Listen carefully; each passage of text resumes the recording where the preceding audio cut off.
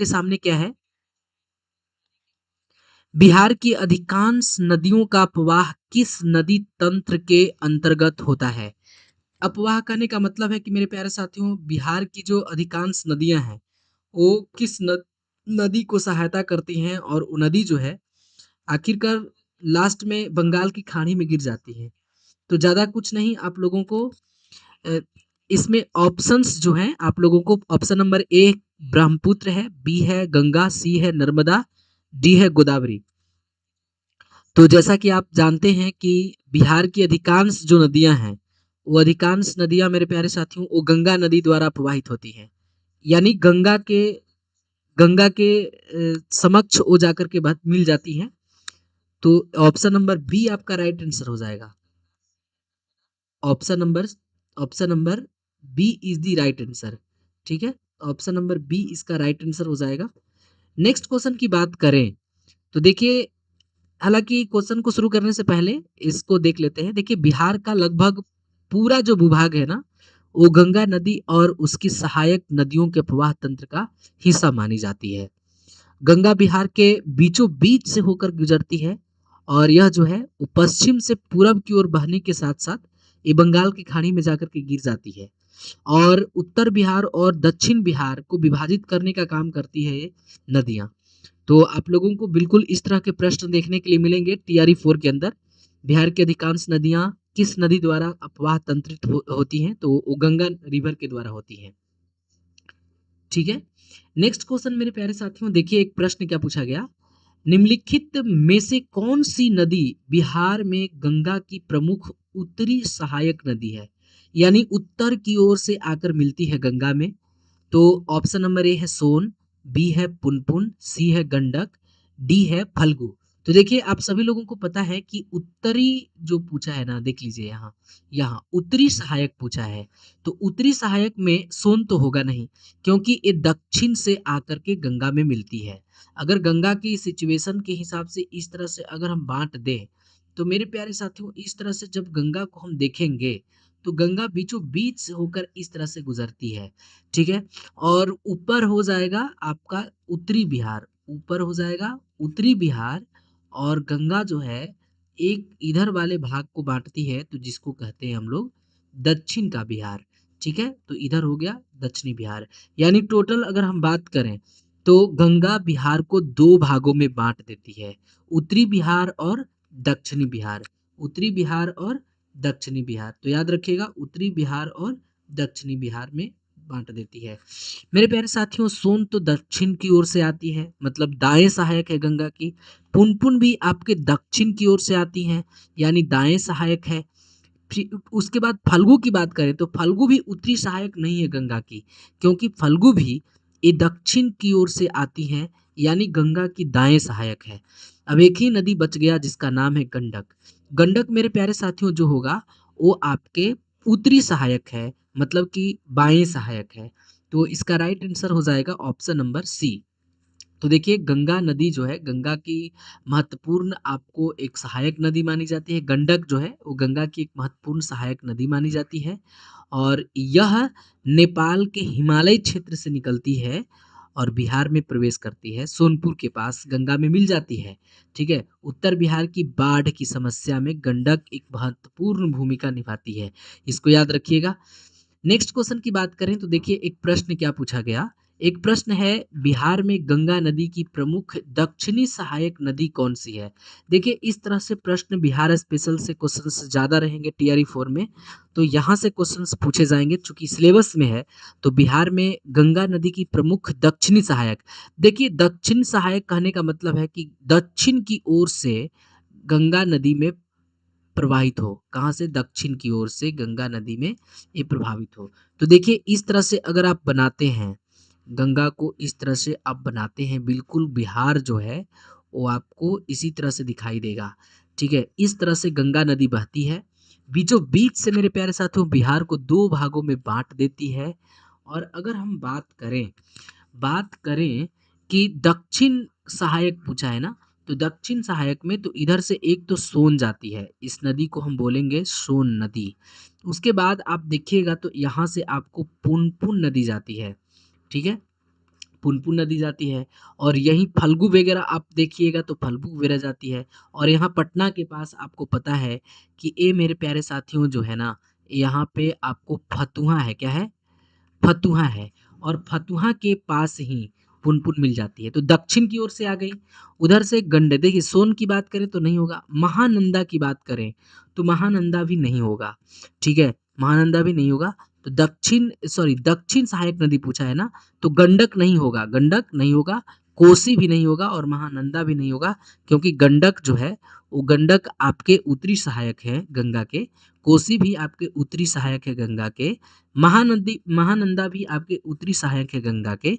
लेकिन अगर हम बात करें मेरे प्यारे साथियों सोन की, तो सोन आप सभी लोगों को पता होगा कि सोन जो नदी है ना, ये दक्षिणी सहायक है गंगा के। तो दक्षिण सहायक है, ऑप्शन नंबर आपका सी हो जाएगा। Option number C is the right answer. Option number C आपका राइट आंसर हो जाएगा, ठीक है? देखिए एक क्वेश्चन क्या पूछा गया, देखिए क्वेश्चन नहीं, इसको हम समझ लेते हैं। सोन नदी जो है बिहार की दक्षिण सहायक नदी है गंगा के लिए, ठीक है? और इसका जो उद्गम है ना वो अमरकंटक है। कहाँ? मध्य प्रदेश के अमरकंटक क्षेत्र में है और ये बिहार में रोहतास, भोजपुर, पटना क्षेत्र से होते हुए बहती है और पटना के निकट जो मनेर है ना, मनेर के पास गंगा में मिल जाती है। तो ये दक्षिण सहायक नदी है, ये आपको याद रखना होगा। देखिए नेक्स्ट क्वेश्चन जो है, देखिए सारे के सारे जो प्रश्न हैं वो मोस्ट इम्पॉर्टेंट प्रश्न हैं, बस आप लोगों को जुड़ने का देरी है। बाकी हमने क्वेश्चंस को लेवल कर रखा है, क्वेश्चंस बिल्कुल लेवल के क्वेश्चंस हैं, आप लोगों को बिलीव करना होगा, ठीक है? एक नदी एक देखिए क्वेश्चन क्या है, बागमती नदी का उद्गम मुख्यतः किस देश में माना जाता है? बागमती। तो देखिए बागमती के बारे में आपसे पूछा है कि बागमती का जो उद्गम स्थल है यानी निकलता है कहाँ से? क्या भारत से निकलता है, नेपाल से निकलता है, भूटान से निकलता है या बांग्लादेश से निकलता है? तो मैं बता दूं कि बागमती जो है ना, ये बागमती आपको ना ये नेपाल के शिवपुरी एक क्षेत्र है। तो नेपाल के शिवपुरी से ये आपको निकलती है, इसका उद्गम स्थल नेपाल है और नेपाल से बिहार में प्रवेश करती हुई ये उत्तर बिहार में बाढ़ की समस्या को उत्पन्न करती हैं, ठीक है? तो ये समझ जाइए कि बाढ़ को उत्पन्न करने में बागमती का भी हाथ है, ठीक है? तो आप समझ लीजिए कि शिवपुरी, नेपाल के शिवपुरी में ये आपका उद्गम स्थल इसका है, तो इसको देख लीजिएगा, इसका right answer option number B हो जाएगा, ठीक है? नेक्स्ट क्वेश्चन की बात करें तो देखिए क्वेश्चन क्या लिया गया है, बूढ़ी गंडक नदी का उद्गम किस राज्य में होता है? तो बूढ़ी गंडक यहाँ पे ऑप्शन नंबर ए है बिहार, झारखंड है, उत्तर प्रदेश है, नेपाल है। तो आप लोग बताइए कि बूढ़ी गंडक का जो उद्गम स्थल है ना, बूढ़ी गंडक मैंने क्या बताया? बूढ़ी गंडक। तो बूढ़ी गंडक नदी का उद्गम स्थल कहाँ है? तो देखिए ये बिहार में ही है। कहाँ है? बिहार में। अगर हम बात करें तो ये आपके पश्चिमी चंपारण जिला में आपको एक पहाड़ी देखने के लिए मिलेगी, सोमेश्वर की पहाड़ी। क्या देखने के लिए मिलेगी? सोमेश्वर की पहाड़ी। और यही सोमेश्वर की पहाड़ी के आसपास इसका जो है उद्गम स्थल माना जाता है और यह उत्तर बिहार की महत्वपूर्ण नदी मानी जाती है, आगे चलकर एक गंगा में मिल जाती है। तो आप लोग हमें कमेंट करके बताइए कि ये जो नदी है ये गंगा में कहाँ मिलती है? गंगा में कहाँ मिलती है? नेक्स्ट क्वेश्चन की चले तो नेक्स्ट क्वेश्चन है आपके क्वेश्चन नंबर 7। देखिए क्वेश्चन क्या है, कर्मनाशा नदी बिहार और किस राज्य के बीच सीमा का कुछ हिस्सा बनाती है? तो देखिए यहाँ पे कर्मनाशा के बारे में पूछा गया है, किस नदी के बारे में? तो कर्मनाशा के बारे में पूछा गया है और कर्मनाशा मेरे प्यारे साथियों आपको बताना है कि कर्मनाशा नदी बिहार और किस राज्य के बीच सीमा बनाती है? कर्मनाशा बिहार और किस नदी के साथ सीमा बनाती है? तो मैं बता दूं कि कर्मनाशा जो है वो बिहार और उत्तर प्रदेश जो राज्य है ना उसके साथ सीमा बनाती है। याद रखिएगा कर्मनाशा बिहार और उत्तर प्रदेश के साथ सीमा बनाती है, तो इसको याद रखिएगा। देखिए कुछ जो है ये आपके गंगा नदी में उसके बाद आकर मिल जाती है, इसको ध्यान रखिएगा, ठीक है?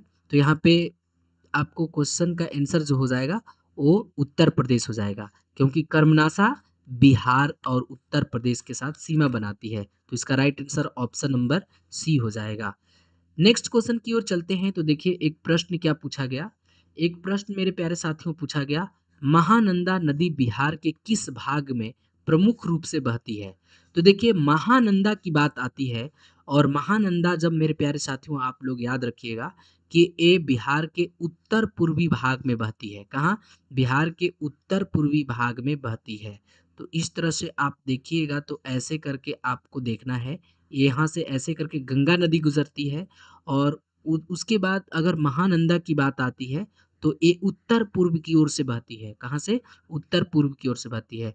तो उत्तर पूर्वी बिहार में ये आपको बहती हुई नजर आती है। ऑप्शन नंबर बी आपका राइट आंसर हो जाएगा। Option number B is the right answer.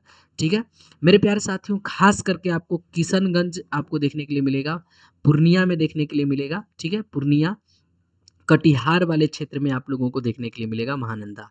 आगे चलकर ये गंगा नदी का ही हिस्सा बन जाती है, तो इसके लिए आप लोगों को ध्यान देना होगा। चलिए नेक्स्ट क्वेश्चन की ओर चलते हैं। तो देखिए क्वेश्चन के लेवल कुछ अलग रखे गए हैं, तो क्वेश्चन आप लोगों को समझ करके बनाना होगा। देखिए क्वेश्चन क्या पूछा है, 9th नंबर क्वेश्चन है, बिहार के अपवाह तंत्र के संदर्भ में निम्नलिखित कथनों पर विचार कीजिए। एक है कथन है, गंगा बिहार की प्रमुख नदी है। तो ये सभी लोगों को पता है कि गंगा बिहार की प्रमुख नदी है, या धार्मिक दृष्टि से हो, या महत्वपूर्ण उपजाऊ, या किसी भी तरह से हो, वो महत्वपूर्ण नहीं है। कोसी गंगा की उत्तरी सहायक नदी है। क्या कोसी गंगा की उत्तरी सहायक नदी है? बिल्कुल सही है। मेरे प्यारे साथियों, उत्तर की ओर से देखिए, इस तरह से जब आप बिहार के मैप को देखिएगा, तो इस तरह से आपको देखना होगा, इस तरह से आप देखिएगा, तो इस तरह से आप ऐसे देखिएगा, तो इस तरह से आपको ऐसे देखने के लिए मिलेगा। और अगर आप बात करेंगे तो गंगा ही हो गया।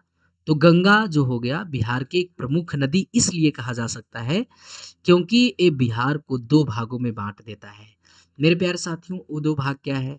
तो गंगा जब बहती है ना बिहार से, तो बिहार से बहती हुई ये आपको आपको झारखंड जाती है, झारखंड से पश्चिम बंगाल जाती है, लेकिन तब तक बिहार को दो भागों में बांट चुकी होती है। एक आपका उत्तरी बिहार है, ठीक है? एक आपका उत्तरी बिहार है, तो गंगा उत्तरी बिहार में भी बाँटती है, और एक आपको दक्षिणी बिहार है। यहाँ पे याद रखिएगा, उत्तरी बिहार और दक्षिण बिहार को ये 2 भागों में बाँटने का काम करती है। कोसी नदी गंगा की उत्तरी सहायक है, बिल्कुल। कोसी इस तरह से आती हुई ऊपर से दिखाई देंगी, नेपाल के साइड से, ये नेपाल हो गया, ऊपर से आती हुई दिखाई देंगी। तो कोसी उत्तरी सहायक है, बिल्कुल सही है। गंगा महत्वपूर्ण है, बिल्कुल सही है। सोन गंगा की दक्षिणी सहायक है, 3 नंबर कथन में दिया है। सोन गंगा की दक्षिणी सहायक नदी है, बिल्कुल गंगा की दक्षिणी सहायक ही है, इस तरह से बहती हुई जाती है। तो ये सोन बिल्कुल सही हो गए कि गंगा की दक्षिणी सहायक नदी है। उसके बाद है गंडक गंगा में सोनपुर के निकट मिलती है। हाँ, बिल्कुल सोनपुर के पास अगर आप आइएगा तो गंगा में मिलती हुई एक नदी आएगी, दिखाई देगी। उस नदी का नाम क्या है? तो गंडक। और गंडक नदी आपको सोनपुर के पास ही दिखाई देगा। यानी सब के सब कथन सही हैं। तो ऑप्शन नंबर डी पे चले जाइए, ऑप्शन नंबर डी पे चले जाइए। ठीक है, अब देखिए कौन सी नदी जो है वो कहाँ पे उसका उद्गम है, कहाँ पे मिलती है, कहाँ पे मुहाना है, इन सारी चीज़ों को हम लोग देखने वाले हैं। तो देखिए कहाँ से कौन सी नदी आपको मिलती हुई नजर आएंगी। ठीक है, तो देखिए आपको गंगा जो है वो बिहार की प्रमुख नदी है, ये सब लोगों को पता है। गंडक सोनपुर के पास गंगा में मिलती है, ये बात मैंने आपको जो कथन वाले थे उसमें आपको बताया भी गया। कोसी जो है कुर्सेला के पास, कटिहार के पास कुर्सेला है, कोसी वहीं पे गंगा में मिल जाती है। सोन की बात करें तो ये अमरकंटक से निकलती हुई पटना में गंगा के पास मिलती है, गंगा में मिलती है वो दानापुर के पास, मनेर के पास। ठीक है, तो इसको याद रखिएगा। उसके बाद अगर हम बात करें पुनपुन की, तो पुनपुन गंगा की दक्षिणी सहायक नदी है। पुनपुन गंगा की दक्षिणी सहायक नदी है, बिल्कुल सही है कि गंगा की दक्षिणी सहायक में पुनपुन भी आता है। फल्गु की बात करें तो फल्गु गया की महत्वपूर्ण नदी है। जो फल्गु है वो गया की महत्वपूर्ण नदी है, इसको याद रखिएगा। बिल्कुल ये धार्मिक दृष्टि से यहाँ पे पिंडदान वगैरह किए जाते हैं, तो इसको याद रखिएगा। बागमती की बात करें तो नेपाल से बिहार आती है, नेपाल से बिहार आती है बागमती। उसके बाद महानंदा की बात करें तो एक क्वेश्चन देखिए स्टेटमेंट के अंदर आने की संभावनाएं हैं। महानंदा की बात करें तो उत्तरी पूर्वी बिहार में आपको देखने के लिए मिलेगा, उत्तरी पूर्वी बिहार में बहते हुए देखने के लिए मिलेगा।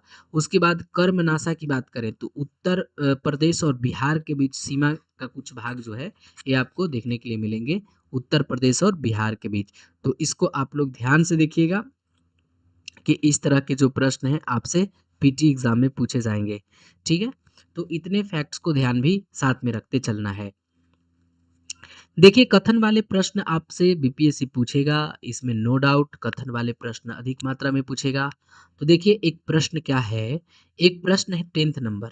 देखिए यहाँ पे बिहार के अपवाह तंत्र के संदर्भ में निम्नलिखित कथनों पर विचार कीजिए। ठीक है, बिहार के अफवाह अपवाह तंत्र के संदर्भ में निम्नलिखित कथनों पर विचार कीजिए। देखिए एक कथन क्या बोला है, बिहार की अधिकांश नदियां अंततः गंगा नदी तंत्र का हिस्सा बनती है। बिल्कुल बात सही है मेरे प्यारे साथियों। बिहार की अधिकांश जो नदियां हैं ना, वो आपको यहाँ से दिखाई देंगी कि वो गंगा नदी में ही आकर मिली हैं, गंगा नदी में ही आकर मिली हैं। तो आपको याद रखना है बिहार की अधिकांश नदियां गंगा नदी में आकर मिलती हैं या गंगा नदी तंत्र का हिस्सा हैं। ठीक है, कथन 2 क्या है, उत्तर बिहार की अधिकांश प्रमुख नदियों का उद्गम हिमालय क्षेत्र में है। ये भी बात बिल्कुल सही है। उत्तर बिहार में जितने भी कोसी हो, बाकी महानंदा हो, जितने भी आपके जो देखने के लिए मिलेंगे वो आपको ना हिमालय, आपको ना ये हिमालयी क्षेत्र की नदियां हैं जो हिमालय से निकल करके आती हैं। तो उत्तर बिहार की बात हो रही थी और उत्तर बिहार की अधिकांश नदियां जो है वो उसका उद्गम जो है वो वो हिमालय क्षेत्र से होती है। तो ऑप्शन नंबर जो कथन है 2 वही आपका सही हो गया। उसके बाद कथन 3 क्या है, दक्षिण बिहार की नदियों में हिमालय से निकलने वाली नदियों की प्रधानता है। देखिए ये आपके गलत हो जाएंगे। क्यों, कथन 3 आपका गलत हो जाएगा। क्यों, क्योंकि दक्षिण बिहार की जो नदियां जैसे सोन हो गया, आपको इधर से देखने के लिए मिलेगा पुनपुन, फल्गु हो गया। ठीक है, बाकी आपको इस तरह से आपको देखने के लिए मिलेगा फल्गु, पुनपुन, सोन, ये सब हिमालय हिमालय से निकलने वाली नदियां नहीं है और इसमें हिमालय का कोई योगदान नहीं है, क्योंकि ये तो पश्चिमी घाट वगैरह पर्वत से होती हुई आती हैं। तो ये आपके जो कथन 3 है वो कथन 3 आपका गलत हो जाएगा। कथन 3 आपका क्या हो जाएगा, गलत हो जाएगा। देखिए 4 नंबर जो कथन है वो क्या बोला है, गंगा बिहार को लगभग 2 भौगोलिक भागों में विभाजित करता है। बिल्कुल ये आपको बिल्कुल कथन सही कहा है, क्योंकि गंगा जब बहती है तो बिहार को बीचों बीच से होकर गुजारती है और यहाँ जो गंगा है ना, ये आपको बिहार को 2 बराबर भौगोलिक भागों में इसको बांट देती है, उत्तरी बिहार और दक्षिणी बिहार। तो 3 को काट दीजिए, 3 गलत है। बाकी 1 2 4 अगर कहीं दिख रहा है तो ऑप्शन नंबर बी में, ऑप्शन नंबर बी आपका राइट आंसर हो जाएगा। Option number B is the right answer, option number B आपका राइट आंसर हो जाएगा। तो इसको ध्यान रखिएगा, ऑप्शन नंबर बी आपका सही जवाब हो जाएगा। ठीक है, देखिए इसके बारे में कुछ हम लोगों को समझना होगा। देखिए क्वेश्चन हम लोगों को केवल क्वेश्चन करने से नहीं बल्कि क्वेश्चंस के गहराई लेवल तक जाने से रिजल्ट होगा। और इसमें क्या है, बिहार का प्रवाह तंत्र जब पढ़िएगा तो उसमें गंगा नदी तंत्र आपको आपको देखने के लिए मिलेंगे और उत्तर बिहार की प्रमुख नदियां देखने के लिए मिलेंगी, जिसमें आप लोग गंडक देखिएगा। तो उत्तर बिहार की प्रमुख नदियों में आप गंडक देखिएगा, उसके बाद बूढ़ी गंडक देखिएगा, उसके बाद बागमती देखिएगा, कमला बलान देखिएगा, कोसी देखिएगा, महानंदा देखिएगा। ये जितने भी नदियां आपको दिखाई दे रही हैं, गंडक, बूढ़ी गंडक, बागमती, कमला, बगा बलान, कोसी, महानंदा, ये जितनी भी नदियां आपको दिखाई दे रही हैं, ये सब के सब मेरे प्यारे साथियों ये हिमालय यानी नेपाल क्षेत्र से संबंध रखती हैं। कहीं न कहीं उधर से ही ये निकलती हैं। उसके विपरीत अगर हम बात करें दक्षिण बिहार के नदियों के, जैसे सोन हो गया, पुनपुन हो गया, फल्गु हो गया, क्यूल हो गया, तो ये सब प्रादीपीय दक्षिणी उच्च भूमि से संबंधित है। इसलिए कथन 3 आपका गलत हो गया था और यहाँ पे ऑप्शन नंबर ए बी हो गया था 1, 2, 4। ऑप्शन नंबर 3 कट गया था, तो इसको याद रखिएगा। इस तरह से प्रश्न आपसे पूछे जाएंगे। देखिए 11 नंबर क्वेश्चन क्या है। 11 नंबर प्रश्न मेरे प्यारे साथियों आप लोगों को देखने के लिए मिलेगा। तो देखिए 11 नंबर प्रश्न जब आप पढ़िएगा तो आप लोगों को क्या देखने के लिए मिल रहा है। उत्तर बिहार की नदियों में बाढ़ की अधिक संभावना का सबसे उपयुक्त भौगोलिक कारण क्या है। ठीक है, तो उत्तर बिहार की नदियों में बाढ़ की अधिकांश जो अधिक संभावना होती है, उस सबसे उपयुक्त भौगोलिक कारण क्या है कि उत्तर बिहार की नदियों में बाढ़ आती है। तो जैसा कि मैं आप लोगों को बता दूं, देखिए ऑप्शन नंबर 1 क्या दिया है, अत्यधिक कठोर चट्टानी धरातल। देखिए उत्तर बिहार की नदियों में बाढ़ आने का एक अधिक संभावना अत्यधिक कठोर चट्टानी धरातल है, ऐसा कह नहीं सकते हैं, ऐसा कह नहीं सकते हैं। ये ऑप्शन नंबर ए जो है आपका गलत हो गया। बी क्या है, अत्यधिक ढाल और तीव्र प्रवाह, ये सही हो सकता है। ठीक है, आगे देख लेते हैं। हिमालय से आने वाली नदियों द्वारा भारी मात्रा में गाद का निक्षेप, देखिए यहाँ पे उत्तर बिहार की नदियों में बाढ़, देखिए बाढ़ अधिक संभावना बनती है। हालांकि दो ऑप्शंस क्लोज हैं, तीव्र ढलाव और तीव्र प्रवाह। देखिए प्रवाह तो तेज होता ही है, ढाल तेज है ऐसा कुछ नहीं कहा जा सकता है, क्योंकि ऊपर से आते हुए समतल में प्रवेश करता है तो ढाल अधिक नहीं रह जाता है। ठीक है, तो जिसके कारण अत्यधिक ढाल और तीव्र प्रवाह की बात करते हैं, तो यहाँ पे अगर ऑप्शन सी पढ़िएगा तो ज़्यादा मजबूत लग रहा है ऑप्शन बी के अपेक्षा। तो हिमालय से आने वाली नदियों द्वारा भारी मात्रा में गाद का निक्षेप होता है, जिसके कारण मेरे प्यारे साथियों उत्तर बिहार की नदियों में बाढ़ की संभावनाएं ज़्यादा बनती है, क्योंकि ये गाद आएगा तो जाम होगा, नदियां इधर उधर जाएंगी, कटाव करेंगी तो बाढ़ फैलेंगी। समुद्री ज्वार, देखिए समुद्री ज्वार की बात जहां तक आ रही है तो ये ऑप्शन गलत हो जाएगा। तो एक ही ऑप्शन हमें मजबूत दिखाई दे रहा है, ऑप्शन नंबर सी आपका मजबूत दिखाई दे रहा है, और यही ऑप्शन नंबर सी आपका राइट आंसर हो जाएगा। तो देखिए इसके बारे में अगर हम बात करें तो देखिए हिमालय एक युवा एवं अभी भी सक्रिय पर्वत प्रणाली है। मतलब कि देखिए एक वलित पर्वत का उदाहरण माना जाता है, एक बिल्कुल नया यंग यंग एज में भी हिमालय है। इसकी हाइट जो है हर दिन इसकी हाइट बढ़ रही है। अभी हाइट की बात करें तो इसका हाइट जो है 8,848.86 मीटर हिमालय की हाइट है। ठीक है, तो इसको याद रखिएगा। और उसके बाद अगर हम बात करें, वहाँ अपरदन अधिक होता है, मतलब कटते हैं मिट्टी पत्थर ये सब ज़्यादा होते हैं, क्योंकि ऊपर से ढलान से आती हैं नदियाँ। नदियाँ बड़ी मात्रा में अपने साथ सेडिमेंट और साल्ट सिल्ट लेकर आती हैं, और मैदानी भाग में जब प्रवेश करती हैं तो मैदान में ढाल कम हो जाता है और नदियों की जो गति है वो घट जाती है और गाद जमा होने लगता है, और इससे नदी तल ऊंचा हो जाता है तथा नदी के मार्ग में परिवर्तन होता है और बाढ़ की संभावनाएं बढ़ जाती है। इसी तरह हम कह सकते हैं, इसका सबसे बड़ा जो एग्जाम्पल देखने के लिए मिलेगा वो कोसी देखने के लिए मिलेगा। ठीक है, तो आप हमें बता दीजिए कि क्या आपको समझ में क्वेश्चन आ रहे हैं या नहीं। तो आप हमें बता दीजिएगा कि क्वेश्चन समझ में आया या नहीं। चलिए नेक्स्ट क्वेश्चन की बात करें तो देखिए नेक्स्ट क्वेश्चन मेरे प्यारे साथियों जो आपको दिखाई दे रहा होगा, वो नेक्स्ट क्वेश्चन 12 नंबर क्वेश्चन है। देखिए 12 नंबर क्वेश्चन पे आप चलिएगा तो यहाँ पे आपको एक चीज दिखाई देगा। ठीक है, यहाँ पे आपको एक चीज दिखाई देगा और क्वेश्चन जो होगा वो अधिक होगा। तो देखिए आप लोग जुड़ने का प्रयास कीजिए मेरे प्यारे साथियों, क्योंकि बहुत मेहनत लगते हैं। देखिए एक क्वेश्चन है, निम्नलिखित में से कौन सा युग्म सही सुमेलित नहीं है। तो निम्नलिखित में से कौन सा युग्म सही सुमेलित नहीं है। तो ऑप्शन नंबर ए में है कोसी बिहार का शोक। देखिए ये बात बिल्कुल सही है, कोसी बिहार का शोक है, ये बात को आप नकार कैसे सकते हैं, क्योंकि मोस्ट इम्पोर्टेंट तो क्वेश्चन बनता है। तो कोसी बिहार का शोक है, ये बात सही है। तो गलत चुनने के बोला है, तो ये तो ऑप्शन गलत हो गया, क्योंकि ये तो सही है। ठीक है? उसके बाद गंडक सोनपुर के निकट गंगा में मिलती है, गंगा के संगम में मिलती है। तो ये भी बात सही है, तो सही को नहीं चुनना है, तो ये बात बिल्कुल गलत हो गया। सोन अमरकंटक अमरकंटक क्षेत्र में, देखिए सोन अमरकंटक से ही निकलता है, ये बात बिल्कुल सही है। और अगर हमको गलती चुनना है तो ये ऑप्शन ही गलती हो जाएगा। फल्गु की बात हो रही है और पश्चिमी चंपारण से निकलती है, तो ये बात बिल्कुल गलत है। और गलत वाला को ही हमको चुनना था, क्योंकि गलत का भाई गलत ही हमको चुनना था। फल्गु मेरे प्यारे साथियों आपको झारखंड से आती हुई नजर आएंगी, और आपको ना गंगा की सहायक ही है, और ये धार्मिक दृष्टि से भी मोस्ट इम्पोर्टेंट मानी जाती है।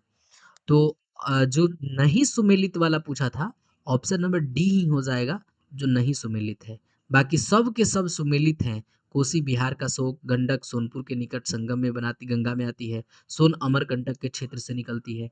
बाकी सब के सब जो है ना, वो सब के सब सही मिल रहे हैं, लेकिन डी वाला ऑप्शन जो है मैच नहीं कर रहा है, इसीलिए ऑप्शन नंबर आपको मार देना है डी। देखिए अगर फल्गु नदी का क्षेत्र हम बात करें, तो एक गया फल्गु नदी का धार्मिक और सांस्कृतिक महत्व बहुत यहाँ पे मिलेगा। पश्चिमी चंपारण मुख्यतः गंडक हो गया, बूढ़ी गंडक हो गया, और अन्य जो उत्तर बिहार की नदियाँ हैं, वो आपको वहाँ से प्रणाली से जुड़ी हुई दिखाई देंगी। तो इस तरह से आप लोगों को देखना है, ठीक है? देखिए एक प्रश्न पूछा गया, थोड़ा-सा स्टेटमेंट बेस्ड क्वेश्चन है, तो चूँकि बीपीएससी का जो पैटर्न है वो इसी तरह का रहता है, तो इसमें उसी तरह का प्रैक्टिस भी हम करेंगे, ताकि वहाँ जाने के बाद सेफ महसूस करें, वहाँ किसी भी तरह से कोई दिक्कत ना हो। देखिए एक प्रश्न क्या पूछा गया, निम्नलिखित कथनों पर विचार कीजिए। ठीक है? बोला है सोन नदी का उद्गम हिमालय में है, तो भैया बिल्कुल नहीं। सोन नदी का जो उद्गम है वो अमरकंटक है। कहाँ है? अमरकंटक है। तो ये तो ऑप्शन नंबर ही गलती हो गया, ए। कथन एक आपका सही बोला, गलत बोला है। उसके बाद सोन गंगा की दक्षिणी सहायक नदी है। ठीक है? दक्षिणी सहायक नदी है, बिल्कुल सही। दक्षिणी सहायक ही नदी है। सोन दक्षिणी सहायक ही नदी है, तो इसको आप इग्नोर कैसे कर सकते हैं, क्योंकि ये आपके सही है। ठीक है? तीसरा कथन क्या बोला है, सोन नदी बिहार में गंगा से मिलती है, ये भी बात सही है। सोन नदी बिहार में गंगा से ही मिलती है, और मनेर के पास, दानापुर के पास ये मिलती है। तो 2 और 3 आपके सही हो जाएंगे। तो ऑप्शन नंबर जो आपका सी होगा, वो आपका ऑप्शन नंबर सी आपका राइट आंसर हो जाएगा। Option number C is the right answer हो जाएगा। इसको देख लीजिएगा, ऑप्शन नंबर सी आप। देखिए नेक्स्ट क्वेश्चन की बात करें, देखिए आप लोग जो है ना हमें कमेंट करके जरूर बताइएगा कि क्वेश्चन का लेवल कैसा है, क्योंकि आप लोग नहीं बताइएगा तो, और मैं लेवल जो है वो अपर लेवल का ही लेकर चलूंगा, क्योंकि बीपीएससी एग्जाम ले रही है तो छेड़खानी तो जरूर करेगी, ऐसा नहीं है, वो छेड़खानी ही करेगी। ठीक है? तो इसको तो आपको इस चीज को ध्यान रख के चलना है। ठीक है? देखिए एक क्वेश्चन क्या पूछा गया, एक क्वेश्चन पूछा गया, निम्नलिखित में से कौन सा कारक कोसी नदी के अत्यधिक बाढ़कारी स्वरूप को समझाने में सबसे महत्वपूर्ण है? तो आपको बताना है कि कौन से जो कारक है ना, कोसी नदी में अत्यधिक बाढ़ आता है, उसके स्वरूप को समझा सकता है। तो यहाँ पे आप लोग देखिए, केवल मानसूनी वर्षा। अच्छा बताइए, केवल मानसूनी वर्षा से अगर कोसी में बाढ़ आएगा, तो ऐसा तो है नहीं, क्योंकि हमको 4 ही ऑप्शन से चुनने हैं यहाँ। तो केवल मानसूनी वर्षा नहीं होगा, केवल मानसूनी वर्षा नहीं होगा। तो ये ऑप्शन नंबर ए आपका गलत हो गया। ऑप्शन नंबर ए आपका क्या हो गया? गलत हो गया। उसके बाद केवल हिमपात, देखिए केवल हिमपात से मेरे प्यारे साथियों, केवल हिमपात से कोसी में बाढ़ नहीं आएंगी, केवल हिमपात से कोसी में बाढ़ नहीं आएंगी। तो ये ऑप्शन नंबर बी भी आपका गलत हो गया। उसके बाद है भारी अवसाद, कम ढाल और नदी मार्ग में परिवर्तन। तो ये मुख्य काम है, केवल समुद्री प्रभाव तो होगा ही नहीं। तो ऑप्शन नंबर सी आपका बहुत अच्छा लग रहा है। ठीक है? ऑप्शन नंबर सी यानी भारी अवसाद, कम ढाल और नदी मार्ग में परिवर्तन, ये ऑप्शन नंबर सी जो होगा ना आपका सही हो जाएगा। Option number C is the right answer. Option number C is the right answer. देखिए, इसमें आप लोगों को कोसी की बाढ़ को केवल वर्षा से समझाना ये अधूरा होगा, ठीक है? इसके पीछे कई भौगोलिक आपको प्रक्रियाएँ काम करती हैं। जैसे हिमालय से नदियाँ निकली, वो तेज़ अपरदन के साथ वो भारी सेंटिमेंट को वो अपने मैदानी भागों में निक्षेप की। हाल फिर कम हुआ, नदी मार्ग परिवर्तन हुआ क्योंकि झाग बनेगा और वही कारण है कि फिर बाढ़ आ जाएगा, ठीक है? तो हिमालय से निकलती हुई नदियाँ तेज़ अपरदन के साथ वो भारी सेडिमेंट को मैदानी क्षेत्र में निक्षेप करती है और उसके कारण ढाल कम हो जाता है तो नदियाँ झाग बनाती हैं और वो नदियाँ झाग बना करके ऊपर की ओर उड़ती हैं और वही नदी मार्ग में परिवर्तन करता है और बाढ़ का कारण बनता है, ठीक है? तो ऑप्शन नंबर जो मैंने आपको बताया था ऑप्शन नंबर सी बताया था और यही मोस्ट इम्पोर्टेंट आपके यही होंगे, ठीक है? तो इसको याद रखिएगा। देखिए, नेक्स्ट क्वेश्चन की बात करें तो देखिए 15 नंबर क्वेश्चन है और क्वेश्चन के लेवल भी अच्छे हैं। देखिए क्वेश्चन नंबर 15 क्या कहता है? निम्नलिखित में से कौन-सी नदी समूह मुख्यतः हिमालय नदी तंत्र से संबंधित है? यानी कौन-सा जो नदी समूह है ना, वो हिमालय नदी तंत्र का एक भाग है। जैसे सोन हो गया, पुनपुन हो गया, फल्गु हो गया, तो ये जितने भी हैं, इस भैया आपके हिमालय वाला नहीं है, ठीक है? हिमालय वाला नहीं है, हिमालय वाला नहीं है, ठीक है? कोसी, गंडक, बागमती, सोन। देखिए सोन जहाँ भी आ गया तो ये दक्षिण से है, हिमालय से हो नहीं सकते हैं, तो ये बात पुनपुन आ गया, ये हो नहीं सकते हैं। फल्गु आ गया, क्यूल आ गया, पुनपुन हो गया, हो नहीं सकते हैं। तो एक ही बच गया कोसी, गंडक और बागमती। कोसी, गंडक और बागमती। कोसी, गंडक और बागमती हिमालय नदी तंत्र से संबंधित है। कोसी, गंडक और बागमती इसका राइट आंसर हो जाएगा, ठीक है? देखिए कोसी, गंडक और बागमती हिमालय एंड नेपाल से संबंधित प्रमुख नदियां आपको देखने के लिए मिलेंगी और इनके जलग्रहण क्षेत्रों में ऊंचे पर्वतीय क्षेत्र शामिल है। अगर हम दक्षिण भारत की बात करें, दक्षिण पठारी भागों की बात करें तो सोन हो गया, पुनपुन हो गया, फल्गु हो गया, ये सब उधर से संबंधित है, तो इसको याद रखिएगा। नेक्स्ट क्वेश्चन की बात करें तो देखिए प्रश्न मेरे प्यारे साथियों नेक्स्ट जो है वो नेक्स्ट क्वेश्चन आप लोगों को दिख रहा होगा, ठीक है? जल्दी से आप हमें बता दीजिए। देखिए नेक्स्ट क्वेश्चन जो है वो क्वेश्चन है यदि किसी नदी में मैदान में प्रवेश करने के बाद ढाल अचानक कम हो जाए तो सबसे संभावित परिणाम क्या देखने के लिए मिलेंगे? यदि कोई नदी मैदान में प्रवेश करने के बाद ढाल अचानक कम हो जाए उसका तो सबसे संभावित परिणाम क्या देखने के लिए मिलेंगे? ठीक है? क्या है क्वेश्चन? देखिए, यदि कोई नदी मैदान में प्रवेश करने के बाद ढाल अचानक कम हो जाता है तो किसी नदी का, तो सबसे संभावित परिणाम क्या देखने के लिए मिलेंगे? देखिए क्या है? अपरदन की तीव्रता बहुत बढ़ जाएगी। देखिए ऐसा कोई कारण नहीं है कि ढाल अचानक कम हो जाए और अपरदन बढ़ना शुरू हो जाए। अपरदन बढ़ना शुरू कब होगा? तो मेरे प्यारे साथियों ऊंचाई से जब आएंगी तो अप्रदन बढ़ना शुरू होगा। तो ऑप्शन नंबर ए पे बिल्कुल नहीं जाइएगा क्योंकि शुरुआत में एक मैंने सेगमेंट बताया था आपको, एक मैंने सेगमेंट बताया था कि देखिए हिमालय से निकलती हुई नदियां जब जाती हैं तो तीव्र अपरदन करती हैं, यानी हिमालय के जस्ट बाद यानी ऊंचाई से गिरने के बाद ये अपरदन करती हैं। उसके बाद भारी सीडमेंट को उठाती हुई चलती हैं और मैदानी में निक्षेप के रूप में उसको प्रभावित करती हैं और ढाल में उसी के कारण कमी आता है। तब ढाल में कमी आता है तो झाग वगैरह बनना शुरू होता है, नदी मार्ग में परिवर्तन कर देता है और उसके बाद बाढ़ आ जाता है। तो ये बिल्कुल गलत होगा कहना कि यहाँ पे अपरदन की तीव्रता बहुत बढ़ जाएगी। क्यों? क्योंकि नदी मैदानी भाग में प्रवेश किया है तो ढाल कम हो गया है इसके कारण। तो ऐसा नहीं है। ऑप्शन नंबर ए जो है आपका गलत हो जाएगा। नदी की गति बढ़ जाएगी। देखिए ऐसा भी नहीं है कि अचानक ढाल ही कम हो जाएगा तो नदी की गति बढ़ेगी नहीं, घट जाएगी। तो यहाँ नदी की गति घट जाएगी, बढ़ना नहीं होगा, बढ़ना आपका गलत हो जाएगा। उसके बाद सी है अवसाद का निक्षेप बढ़ जाएगा। हाँ, अवसाद तीसरा नंबर में मैंने क्या बताया था यहाँ पे अगर देखिएगा तो तीसरा नंबर पे मैंने बताया था कि देखिए यहाँ पे अवसाद का निक्षेप मैदानी भाग में बढ़ जाएगी जब ढाल कम होगा तब। ढाल में कमी आएगी ना, तो ढाल में कमी आएगी तो मैदानी भाग में निक्षेपण होगा, ठीक है? उसके बाद नदी मार्ग में परिवर्तन होगा तब बाढ़ आएगा।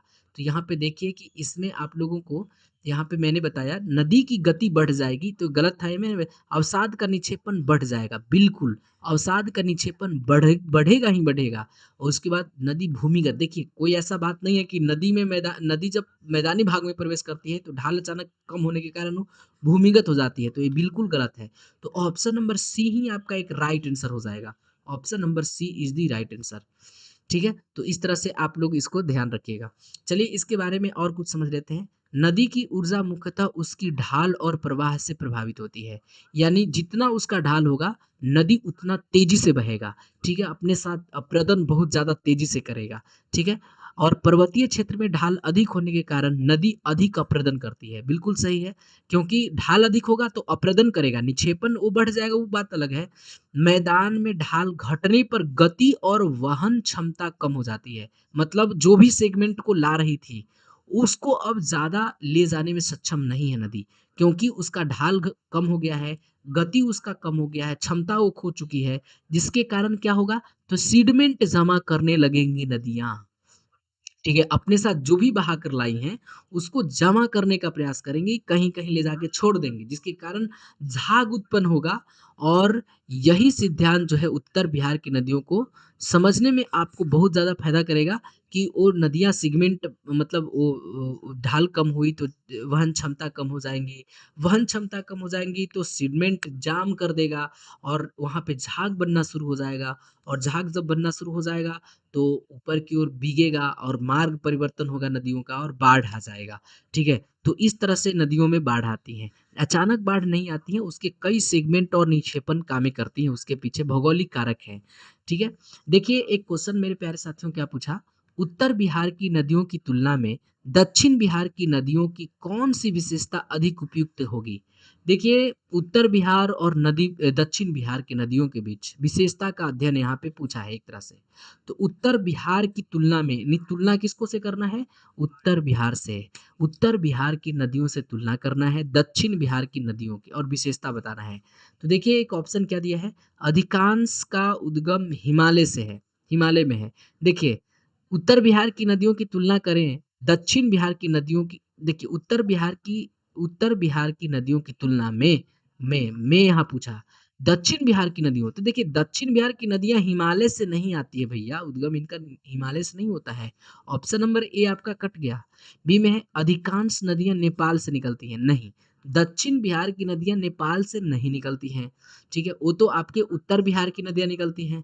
कई नदियाँ पठारी, प्रायद्वीपीय, उच्च भूमि से संबंधित है। सभी नदियाँ बारहमासी देखिए दक्षिण बिहार की नदियों की बात करें और उत्तर बिहार की नदियों की बात करें, तो उत्तर बिहार की जितने भी नदियाँ हैं, वो आपके सालों भर पानी उसमें होते हैं, बारहमासी हैं, ठीक है?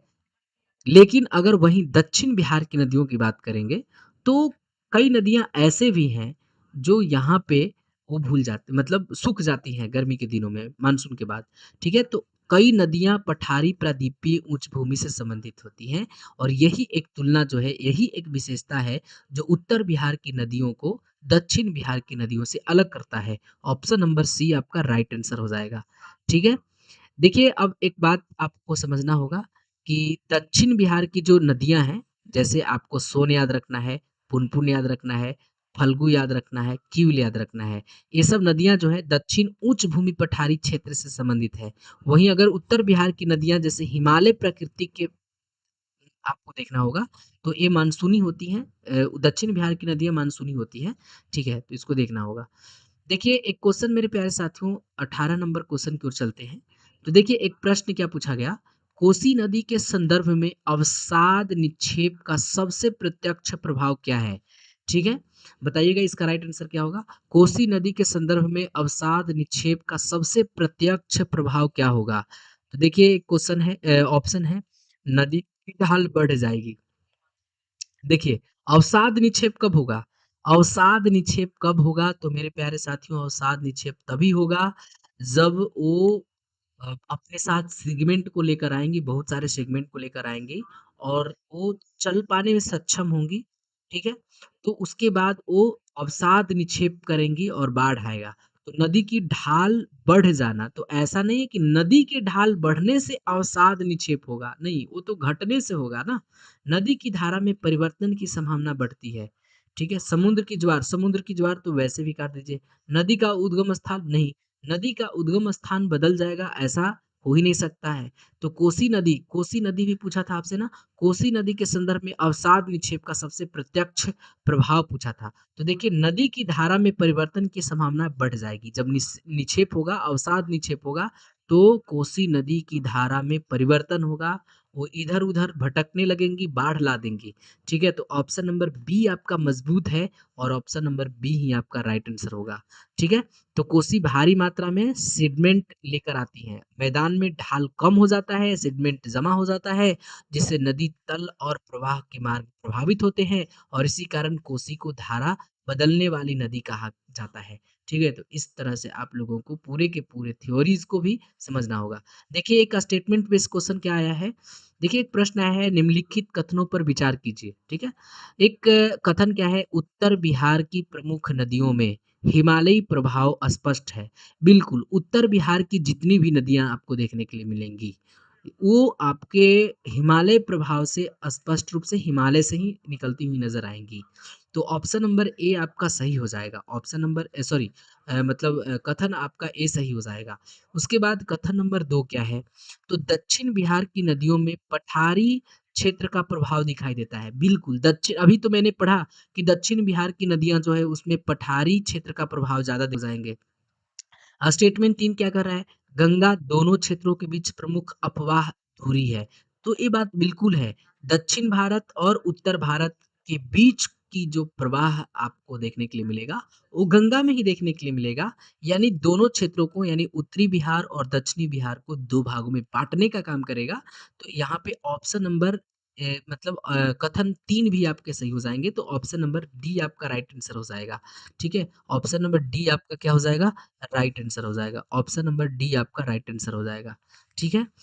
चलिए इसके बारे में समझ लेते हैं। तो देखिए आपको ना इसके बारे में समझना होगा थोड़ा-सा, इसके बारे में कुछ नहीं है, मैंने बता दिया है पिछले स्लाइड में, ठीक है?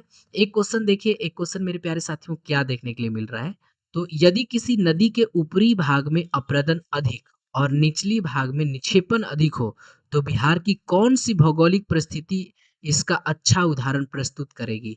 कहने का मतलब है कि ऊपर से आती हुई नदियाँ रहेंगी, तो ऊपर से आती हुई नदियाँ का जो प्रदन होगा वो अधिक होगा और जैसे-जैसे नीचे आएँगी उसमें निक्षेपण की मात्रा बढ़ जाएँगी, तो कौन बिहार में कौन-सी भौगोलिक परिस्थिति उत्पन्न होगा, ये देखने हैं, ठीक है?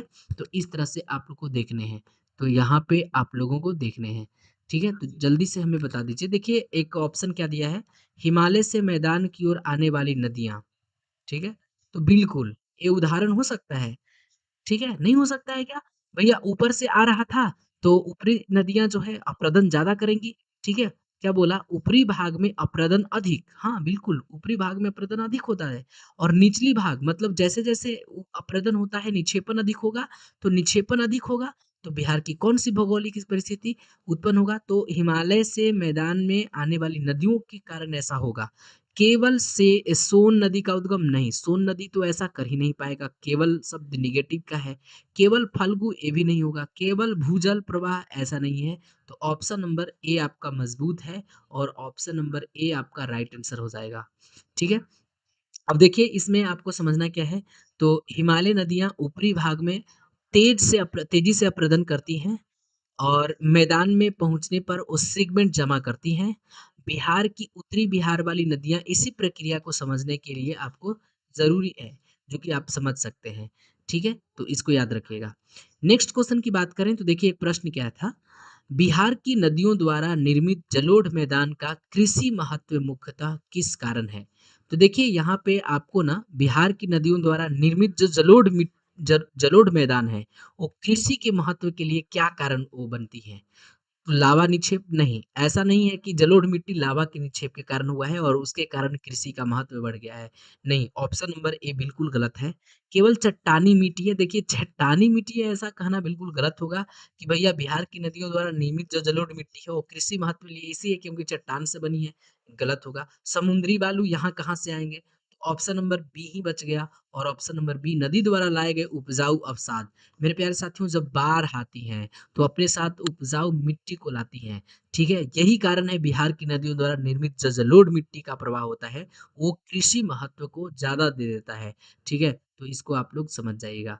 यानी नदियाँ लगातार क्या लाती हैं? सीगमेंट और खनिज पदार्थ जमा करती रहती हैं, ठीक है? और इससे जलोढ़ मिट्टी बनता है जो बिहार की कृषि के लिए अत्यंत महत्वपूर्ण मानी जाती है, ठीक है? तो आपको ना इतने क्वेश्चन का मैंने सिलेक्शन आप लोगों को दिया है, तो आप लोगों को क्वेश्चन का पैटर्न कैसा लगा? आप लोग हमें कमेंट्स करके बता दीजिए कि